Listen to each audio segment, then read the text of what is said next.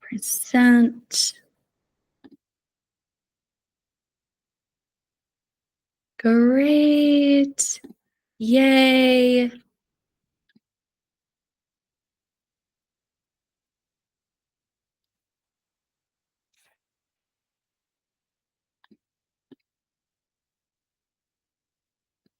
Okay, great. Now we have the whole thing. Okay, great. So this is Leanne. She's part of the team. She's so great.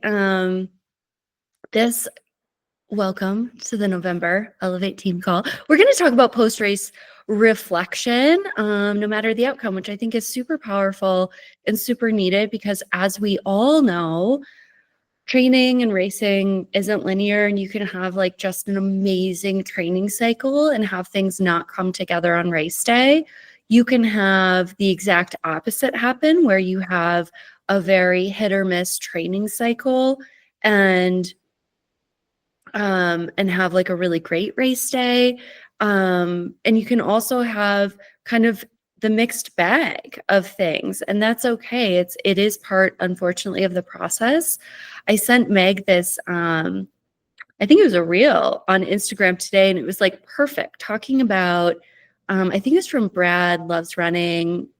He lives just north of me, like in Fort Collins. He's super great. And it talks about how running and training and essentially racing isn't one straight line. There's going to be peaks, there's going to be valleys, and it's really keeping our eyes on the prize, which is the North Star and where you're going. It can be very, very frustrating. I know I was pretty vocal going into Indianapolis saying I wasn't going to run another marathon if I didn't PR because I was kind of at this point of like 2 years of working extremely hard and having a lot of amazing training cycles, but not being able to produce on race day. And that can just be very, very, very frustrating. And I think it's okay if it kind of comes down to like years of not progressing in that one distance and maybe saying, okay, I want to take a little bit of a break for a little bit. I think that's totally normal. But there are some things that we can do to kind of like reset, reevaluate, even after Indianapolis and running a PR. I was like, I just don't think I'm running a marathon next year. And then talking to a few people, and there's going to be a few people on the podcast who are like super inspiring coming up over the next few weeks who ran Indianapolis, like talking to them and talking to Jason. It kind of helped me like reframe like how I should look at next year and what I should do and how I can still go after it with the same amount of joy and drive at the same time. So let's dive into it.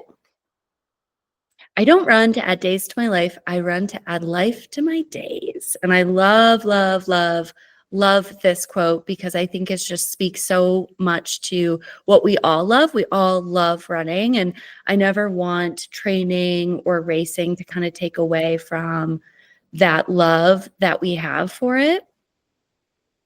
So let's say you get through a really great training cycle, or you get through your training cycle and you get through your race and you finish the race. I think it's always really important to celebrate that day, no matter the day, because there's always going to be wins that we can take away from that day. There's always going to be room, of course, for growth as well. But race day truly is that celebration of all the hard work that you've done. And even if you are going after a very specific outcome goal, I think it's still appropriate to take a look at the day and treat it like a celebration. That was something I did on Saturday. I was like, this is just another long run. This is just another like Saturday 20 plus miles. You just have a bunch of people that you're running with, and it gets to be a big party and a big celebration. And tried to keep that mindset for as long as I could. But yeah, race day gets to be a big celebration no matter the outcome. You get to celebrate your training, you get to celebrate your day, and you really get to celebrate you because there is a lot of hard work. And I think there's also a lot of work that goes into it that no one else sees. I might see some of it, but when you see people on social media and they're celebrating their wins and they're celebrating their joys, there's always a lot going on behind the scenes that no one else knows about except maybe their coach. So like when I see everyone posting from the team, I see that and it's like, yes, we get to celebrate that. And there's always going to be something else happening around that or behind that.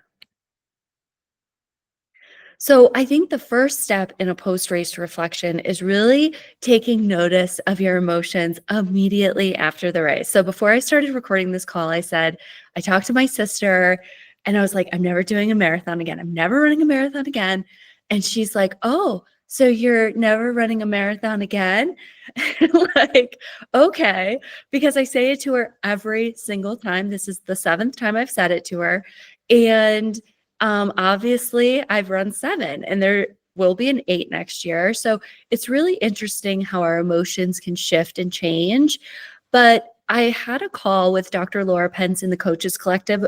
We talked about this a few weeks ago, and we talked about how it's really important to make sure that we do journal and write down our emotions immediately after the race, whether they're positive or maybe there's some negative feelings or negative emotions or sad emotions.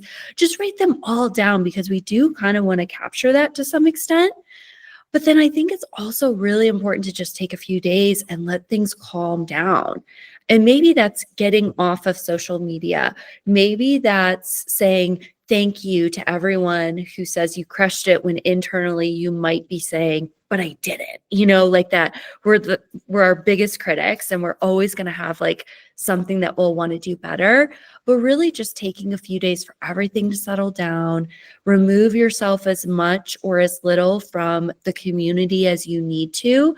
Some people need to be more involved with community and some people need to kind of pull back a little bit, and that's all okay. I think the most important thing is honoring your feelings and knowing what is your emotions and your feelings around your day versus maybe what other people are saying about your day.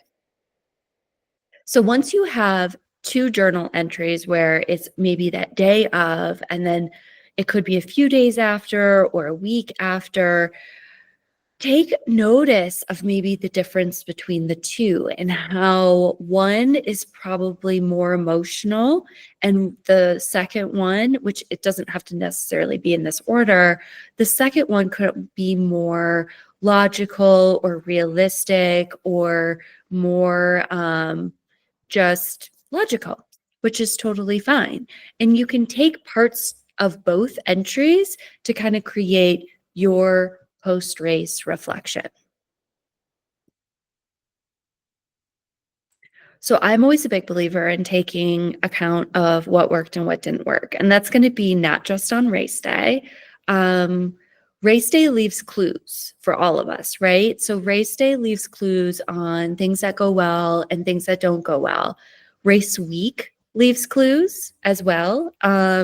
If you are going into race week, you're cool, calm, and collected, that's like something, right? It shows a lot of confidence. Maybe it shows that you're ready. You like have ran this race distance enough to know like you feel really confident with it. You feel confident with your training.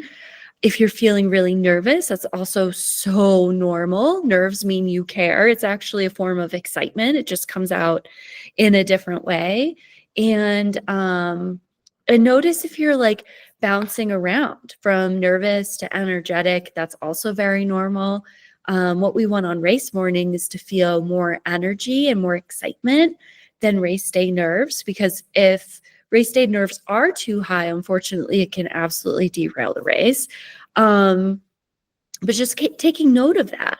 And then also like taking a look at clues in your training. When did you feel strong? When did you not feel strong? With all the women on the call tonight, and because I coach about 90% women, like there is a lot to our cycles and our hormones and when we're feeling really strong and when we're not maybe necessarily feeling really strong, and taking that all into account, because what we can do is we can learn from it and we can take a look at all the things that really did work well for you as an athlete And then we can say, all right, for this next training cycle, these are all things that we really liked. These are things that can stay in place. And then we can take a look at the things that didn't work. And we can say, okay, this one's absolutely gone, gone, gone. Let's shift this one to something different. Let's move this into a different thing. And that could be like mileage. It could be the number of workouts you have a week. It could be how long that long run gets, how many days a week you're running, your nutrition, your hydration, like all those process goals are kind of part of it too. But really evaluating also what you loved. I think that's really important. I always want to give training.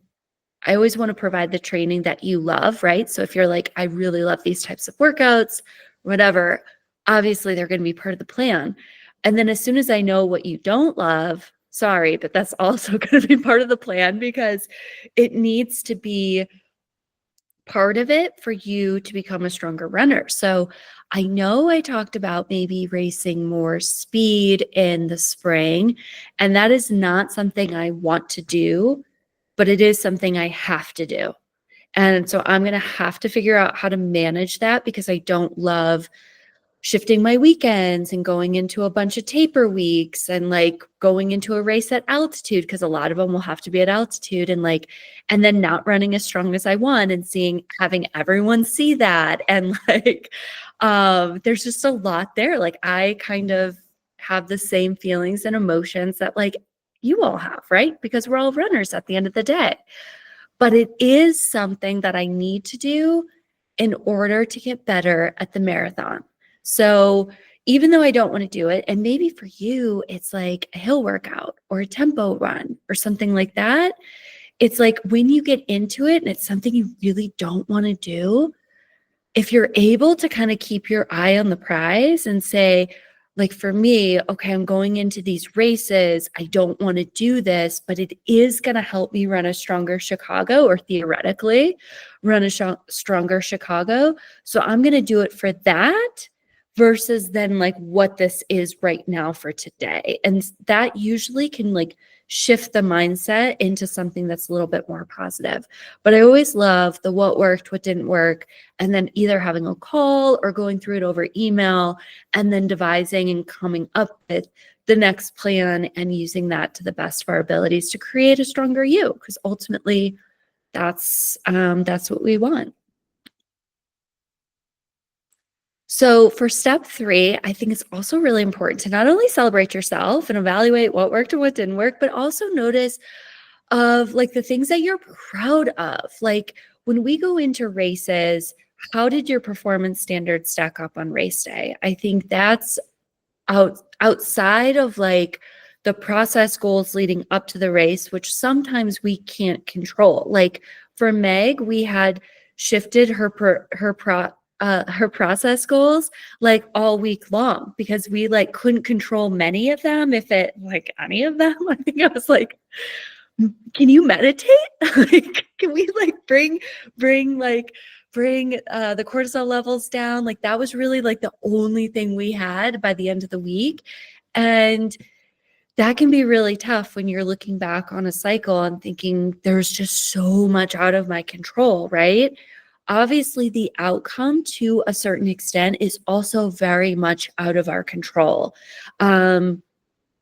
If you are an athlete that struggles in heat and struggles in humidity, which I'm a big believer in, like, yeah, we can work on getting stronger in that.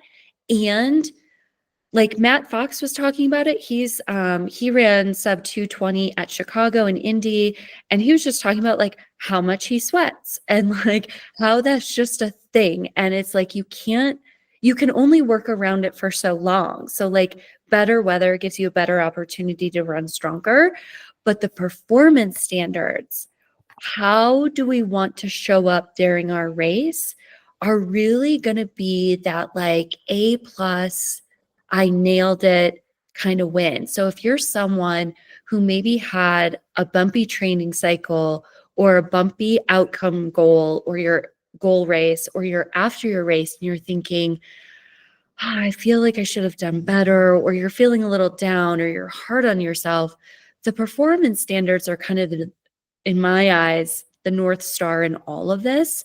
So how did you show up during the race? Like, did you show up in a way that you wanted to show up? So leading into Indianapolis, I told myself I wanted to take it as a training run, like as a long run. I wanted to be relaxed and I wanted to be focused and I wanted to continue to work. And I have to say, like, looking back on all of it, I think I did a better job than any other race in my performance standards, but it wasn't like 100%. Like, and I don't think it's ever going to be 100%, but because I know I lost focus in like the second half a bit. But if you can go back to your performance standards and say, like, oh, I want to run strong, even if strong means that my pace is slipping, but my effort is holding, that's a way to show up. I want to smile when things get tough. I want to continue to run even if it hurts instead of stopping and walking. Those are all things that we can absolutely control. And if you can go into a race with one or two, or heck, maybe even three performance standards, it is a really great way to kind of pat yourself on the back at the end of the race, but it's also something that you can take in the race with you to kind of help distract if the wheels are falling off, right? If the wheels are falling off, you can go back into like, what are my performance standards? Let's lean into that. So you all have A, B, C goals, and sometimes the C goal doesn't happen, right? We always have the gratitude goal, but if you have performance standards, it is something to kind of distract you in the moment to kind of still have some sort of a goal to hang on to until you get through the finish. And then, of course, if you have a great day and you're going through the what worked and what didn't work, and there's not a lot of what didn't work, and you're feeling really proud and everything's aligned, like, celebrate as long as you can celebrate. Like, Matt Fox had a great day at Chicago. He had been training for sub 220. I forget how many years. Was it like 8 years or something? It was like wild how long he had been training for this sub 220. And then he went right into Indianapolis and tried to do it again. And feedback on that was that he wasn't like taking that time to really celebrate his race and celebrate his win. Now looking back on it, he just released a YouTube video on this yesterday. The plan all along was always Indianapolis after Chicago, no matter what he ran at Chicago. So that kind of makes a bit more sense. But I think it's always important to notice the work that you're putting in, be proud of yourself for it. And also, of course, look at what worked and what didn't work. And then, of course, last step 4, evaluate what you want to apply for the next cycle and season, and also what you want to leave behind, like I mentioned before. And that's what I'm here for. It's one of the reasons, like, you have a coach, is we can go through all the things that are helpful for you, areas where I want to see growth, where I might push back a little bit on maybe areas you want to leave behind. And I'm like, no, let's bring them in. And then, of course, I always want to support you. So if there are things that maybe I'm driving that is causing anxiety or anything like that, we can always talk about that and leave it behind for sure. But it's really, really important to take all the lessons learned and all the clues that are left behind over the last 12, 16, 20 weeks in the training cycle and take the best of it into the next cycle. There's one more step, step 5. There might be actually one more after this. Review your why, running values to establish what's next. So a lot of times after races, you can get through all the celebration, you can get through what you're proud of, you can get through the journaling and talking through like these are things that I want to take with me. These are things I want to leave behind. But I think it's always important to remember your why and review it. Has your why changed? Because for some people it does. And that's okay if it changes. maybe your why has stayed the same. Maybe your why has fired up. If John's listening to this, John was going for sub 3 at Bay State. And we thought he had it. And then the course or the race corrected his time and he ran 3 hours flat. So, I appreciated his demeanor with it. And we actually got to talk today about it. And the race was like a month ago, but we got to talk about it, which was really great. And he was so fired up to go after it again. He wasn't, like, oh, I can't believe this happened. He wasn't in victim mode. He wasn't like in blame mode. He was just like, I have this. Let's go. So we have another race scheduled in March and he's so excited. And I think the best part is like we got to review what worked, what didn't work in his cycle. We have another 20 weeks to train. We're going to be incorporating a lot more power and a lot more strength early on. And I think that's going to help him a lot. But I think it's really cool. Like you can kind of show up, review your why, make sure that's still intact because that's always going to be the North Star above anything and everything else. Establishing your running values. And I know I've done this with some of you of like, what are the values that you have attached to running? And let's make sure that whatever is next flows into that. So for John or for someone like me, it could be like being competitive, getting faster, having these outcome goals. Like we're very driven in that sense. And so those values really need to mesh with our races, right? We wouldn't go do like a trail race if we're like trying to get super fast in the marathon. Well, maybe we would as like part of it, but like that wouldn't be like the A goal like race for us, right? So if you're going into a race, or let's say you're looking at 2025 and you're like, oh my gosh, my races don't align with my running values, we can talk about that. But maybe it's not so much your values, maybe it's taking a look at the goals attached to it or the outcomes or the processes and just kind of fine tuning all of that. So there's a lot of moving pieces to it, but I think it's really great to take a look at your running values and just make sure that whatever is coming up next is truly something that you're passionate about, that you love. It's something you want to do. And it's not something that I'm driving or someone else in your life or social media or the running community is driving. It's truly something like you want to do. Step 6, share all of this with your coach and how to apply reflections to future training. So this is a great piece to it. Oftentimes I'm part of this step-by-step process in a few different times. It's not usually like at the end of all of this. I know like Meg and I had a great conversation after Chicago and like she actually took her race strategy document and then we just started to make a list of everything, which I loved. So organized, love it.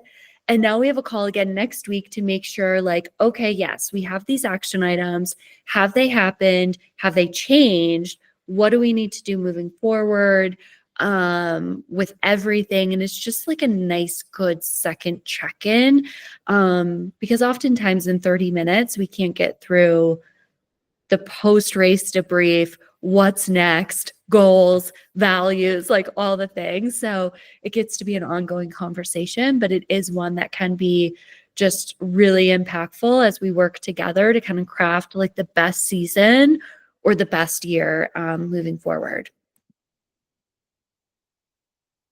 Okay, obviously you get to celebrate yourself again because you are special, you are inspiring, you are an inspiring human. And I know a lot of times when we're in the thick of it, it doesn't feel like we're doing hard things. It doesn't feel like it's abnormal.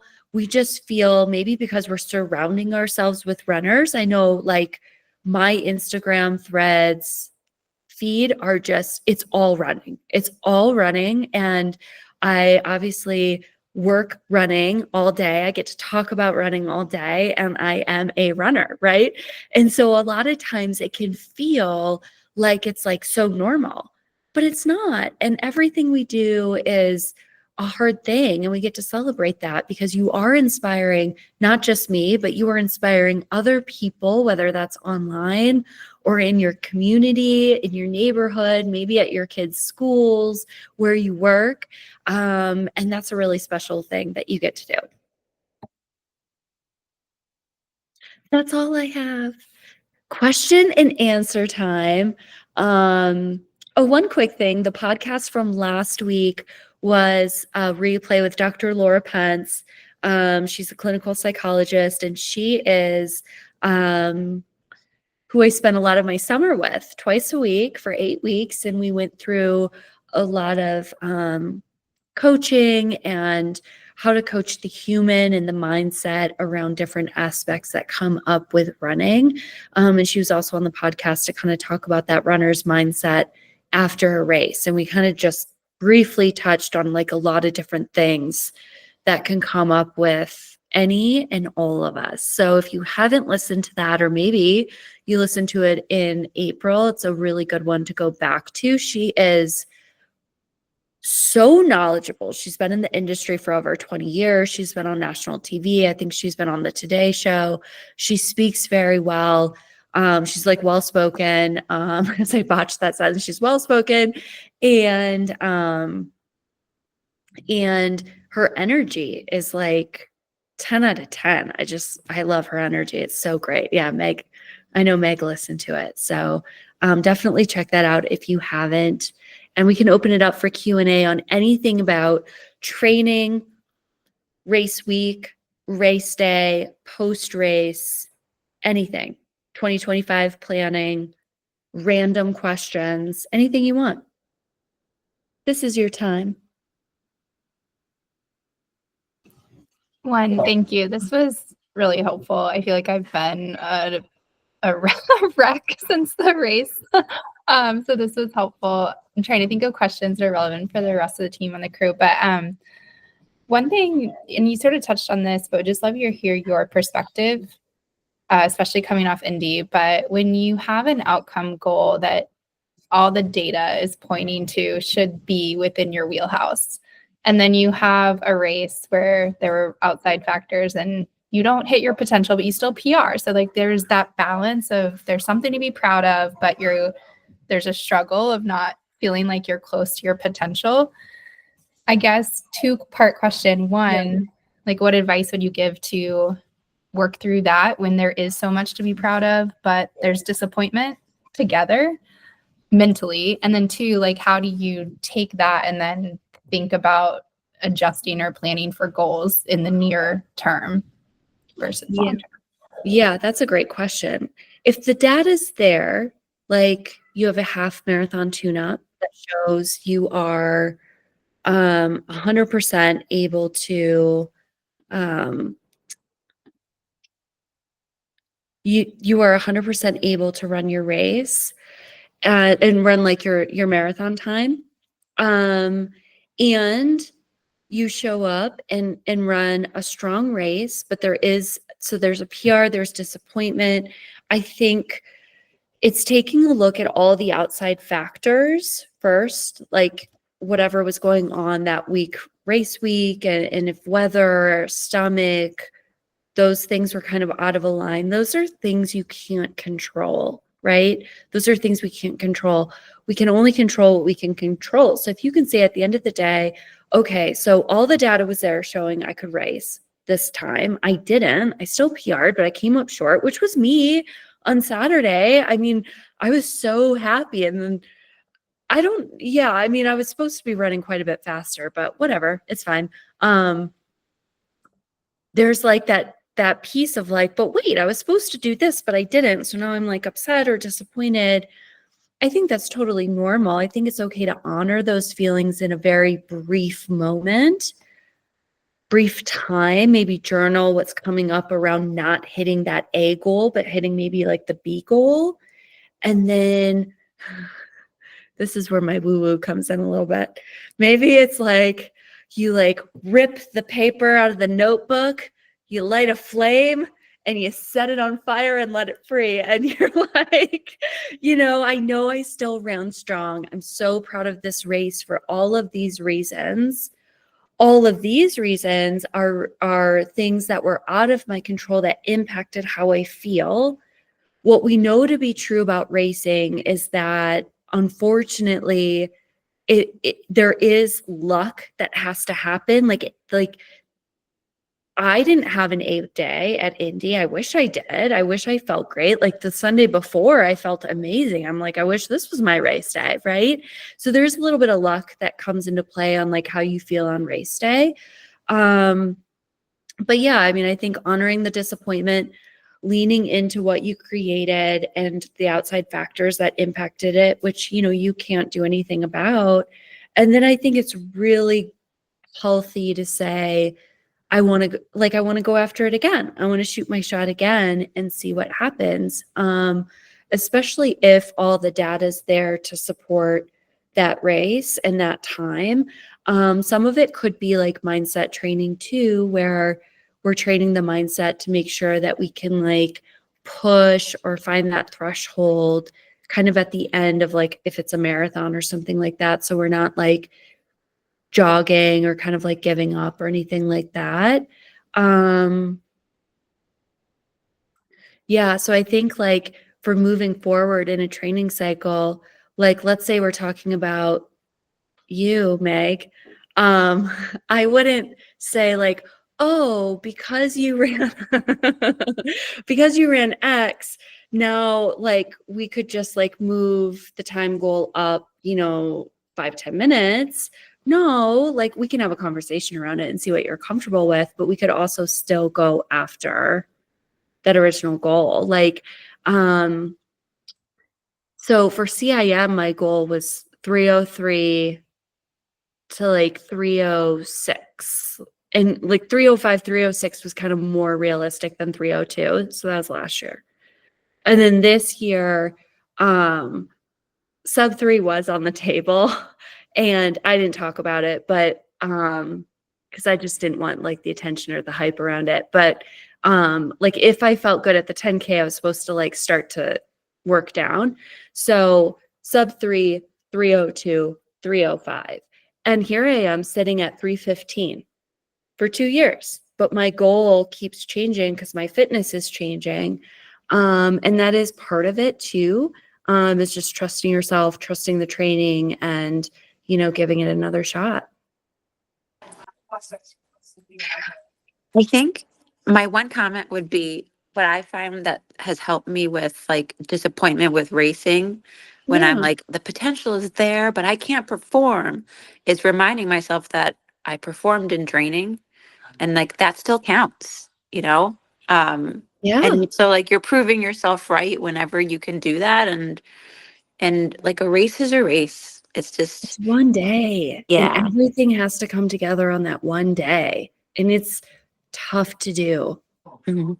The more you race, I mean, you'll get more days that land just because it's a numbers game, kind of, right? If you think of it that way, or you have the potential for it to land. But yeah, I agree with that, Tamana. That's a great, great tidbit.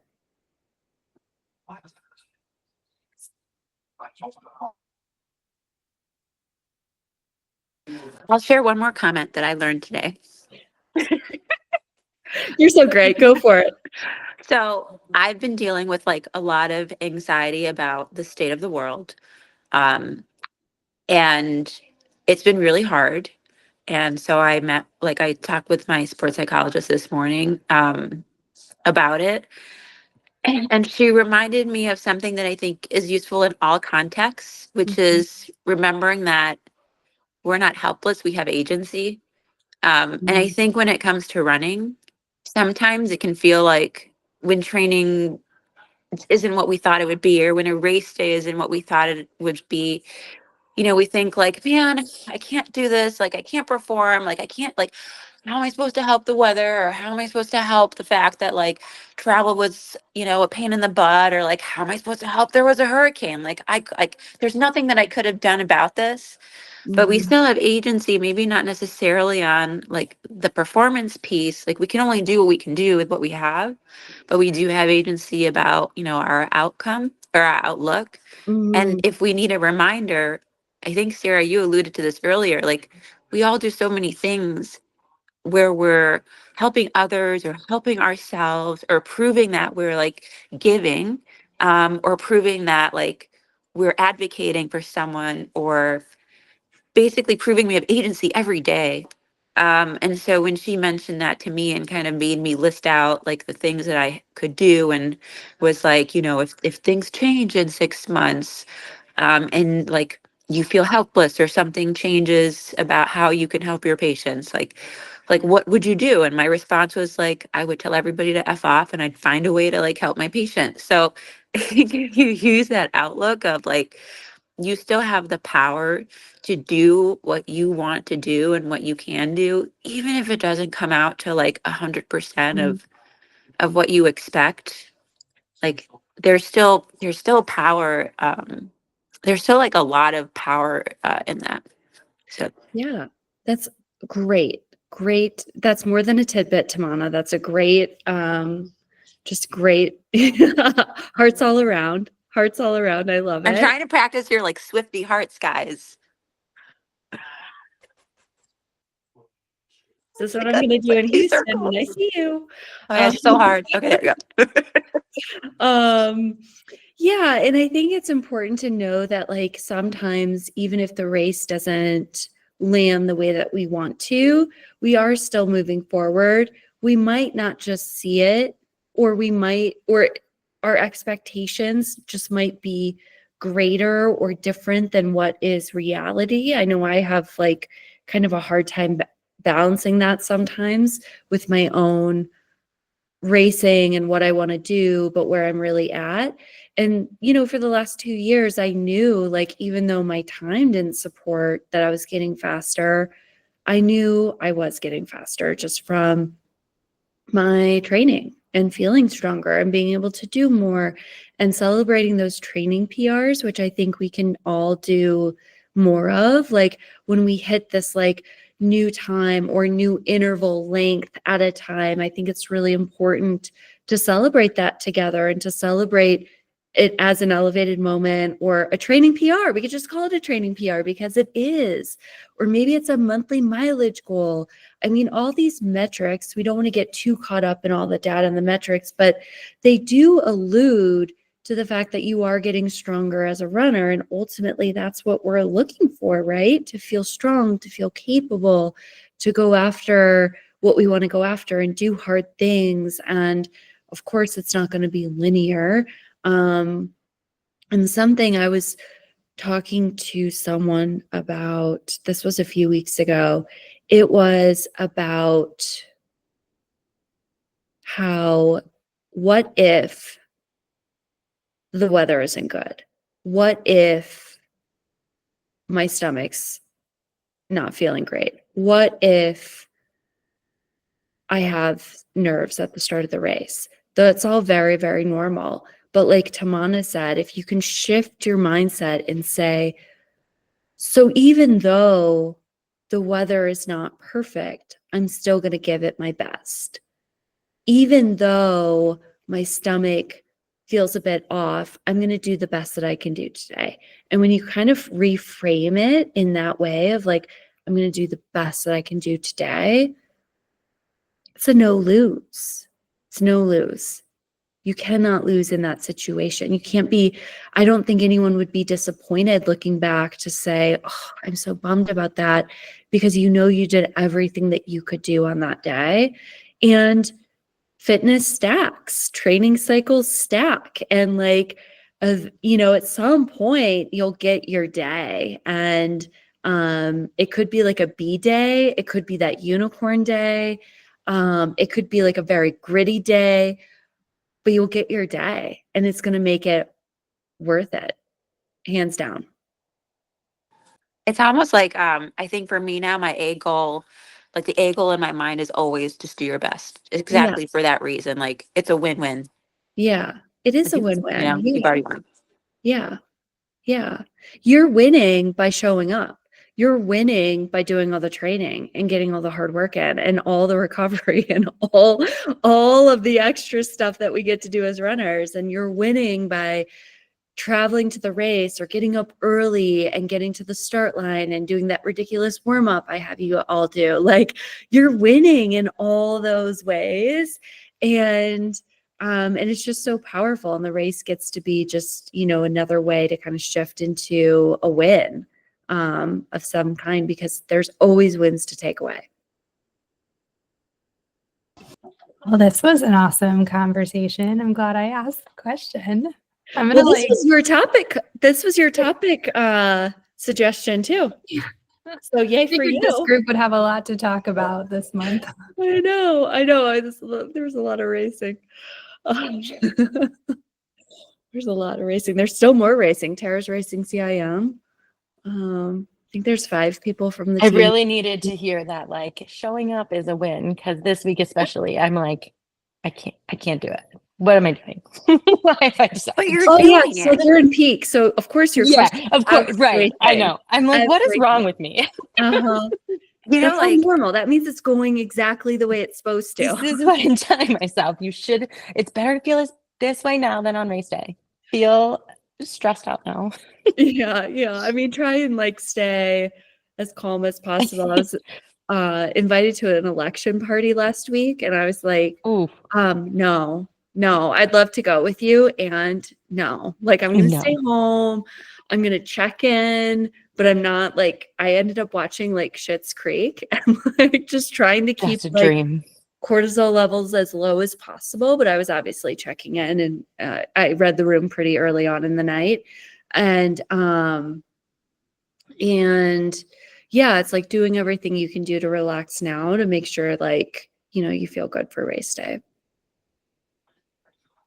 it'll be great. It'll be great. You'll be great. It will. I It's get to go to California, so it It's won't. such a great race. Hopefully, will not be snowing there. I know. I And mean, if it was it like 60 is- degrees for me last year, so I hope it's not snowing for you. Oh gosh, I know. I It's think it was okay. really humid in 2019 when I did it. So I'm like, okay, even if it's humid, I've done it before when it's humid. It'll be fine. Oh yeah, I ran it that year too. It was pretty- It was like raining on and off. For me, it definitely rained. Yeah, I know some people that were like, yeah, it rained at the end. And I was like, oh, it rained for like the last 18 Uh-huh. years. But yeah, Yeah. it was pretty humid. Yeah. There must have been a very clear like rain cloud line, because I felt the same way. It had started to sprinkle and then it just kept picking up and picking up. But Yeah. a guy that one of my friends was there and he ran like 2:57. So I ran 3:25. And he was like, it didn't rain. I'm like, what? It rained the whole time. Yes, that is how I felt. Oh gosh. So Mm. wild. So wild. That's why we run in the rain. It's good training. You never know if it's going to be rainy on race day. This is what I told myself for my whole 16 miler this past Saturday. I was like, Oh, yeah, it's good practice. If you do Yeah. it now, it won't happen on race day. I know. Yeah, it shouldn't snow. It in shouldn't. Sacramento. Yeah, it should be cool, but we'll cross our fingers. Thank you. It's going to I be a great appreciate day. You've had a good cycle. Yeah. So good. Great. Any other questions? Any other comments? Anything else you want to bring up, talk about?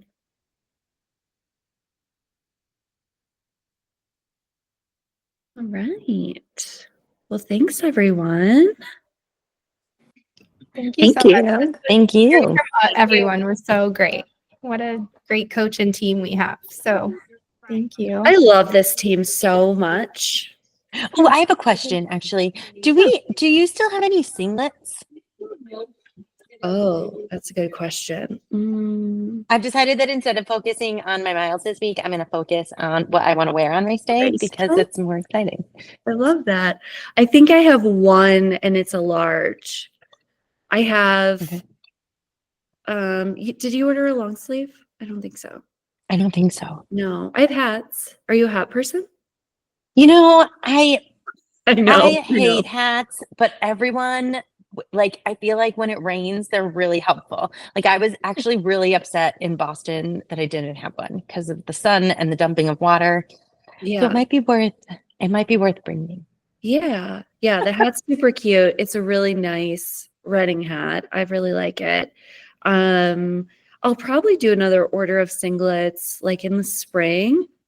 Hopefully they bring back the pink. We have like the black and white crop singlets. Tamana has those. And then we have like the normal singlet.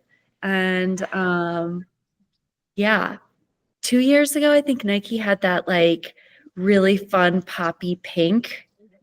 Yeah.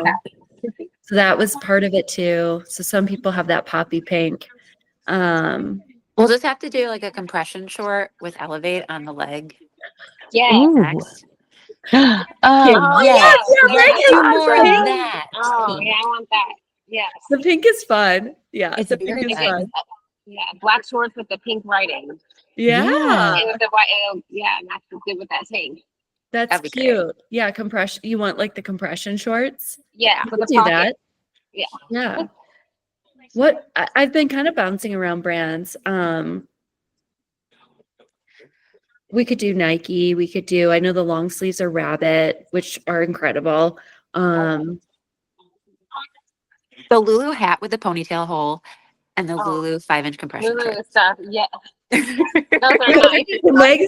Meg's been voting for Force it. Lulu like this whole time. And it's like, that is my brand. I wear it all the time. That's my Why am I not signature hat. outfitting my team in Lulu?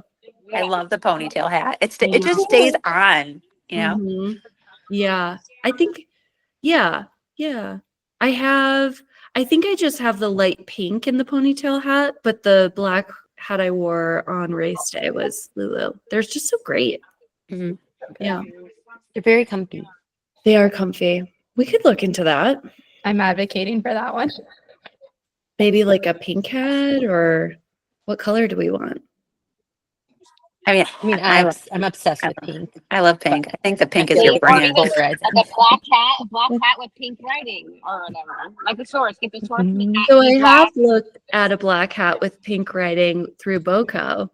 Yeah, they have the Or a pink. pink hat. Oh, yeah. Let's do that I one. have the Lulu hat. Yeah. Yeah, I have that one too.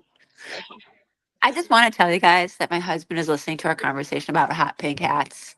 You know you want one. Oh, my husband's like Yeah. dealing with crazy toddlers, and he's like, "You're talking about hats right now." It's a very important topic. I need to pick out a whole race day. Like it's a thing. The outfit can really make you feel better. And you're It easier to spot. totally can. It It can totally just give you that edge. Get some shoes.